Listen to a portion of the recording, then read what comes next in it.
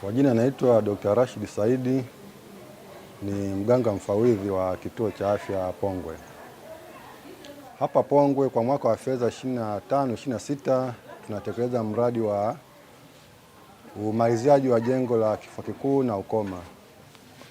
Mradi huu ulianza miaka miwili nyuma kidogo, lakini kutokana na changamoto ya fedha kiasi fulani ulisimama, lakini kwa mwaka wa fedha mpya 25/26 Halmashauri ya Jiji la Tanga imetenga fedha kiasi cha shilingi milioni 30.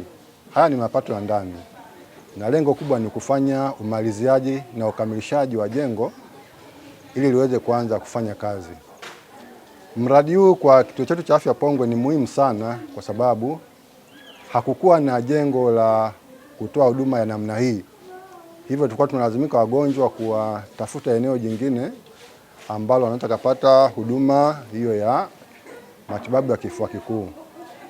Kutokana na hali ya ilivyo, kifua kikuu kinaambukiza kwa njia ya hewa. Sasa kama unapata maradhi namna hiyo, ni bora ukawa na nafasi kubwa ambapo unaweza kuwatenga watu wakapata huduma katika maeneo ambayo ni ya wazi na yenye hewa ya kutosha. Hivyo mradi huu utasaidia sana kwa wagonjwa wanaopata huduma hapa kwa kupata matibabu katika eneo sahihi.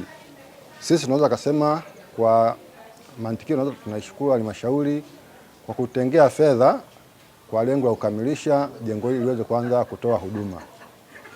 Tunaamini baada ya kukamilika wananchi watapata huduma katika eneo sahihi. Kwa sasa serikali imepiga hatua kubwa sana. Karibuni ukoma umepungua kwa kiasi kikubwa sana. Sio tena changamoto kwenye nchi.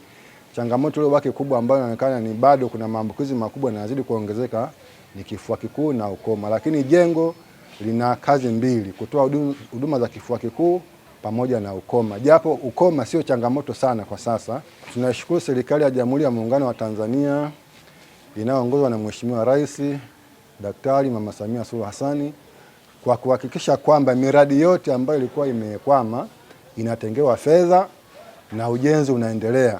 Na hivyo sisi tunashukuru sana mwaka wa fedha huu kutenga fedha hiyo kiasi cha shilingi milioni 30 kwa ajili ya kumaliza kabisa shughuli za ujenzi. Na tunategemea mradi huu kufika tarehe 30 mwezi wa 4 utakuwa umekamilika na huduma zitaanza kutolewa mara moja baada ya kukamilika. Hivyo basi tunaamini kwa kipindi kilichobaki ujenzi utakamilika.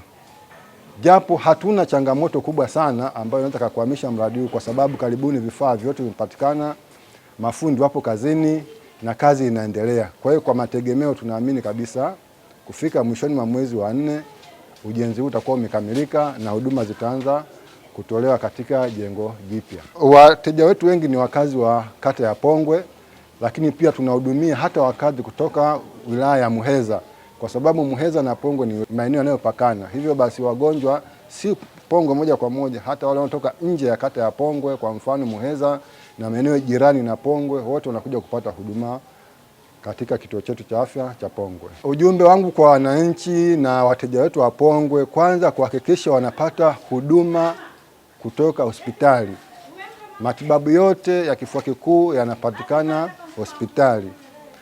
Pale wanapopata dalili au hali inayoashiria kwamba wamepata maambukizi ya kifua kikuu, wasisite kufika hospitali na kupata huduma. Na huduma hizi zinatolewa bure bila malipo yoyote. Ni huduma ambayo serikali imefadhili kuhakikisha kwamba wananchi wanapata matibabu bure pasipo gharama zozote.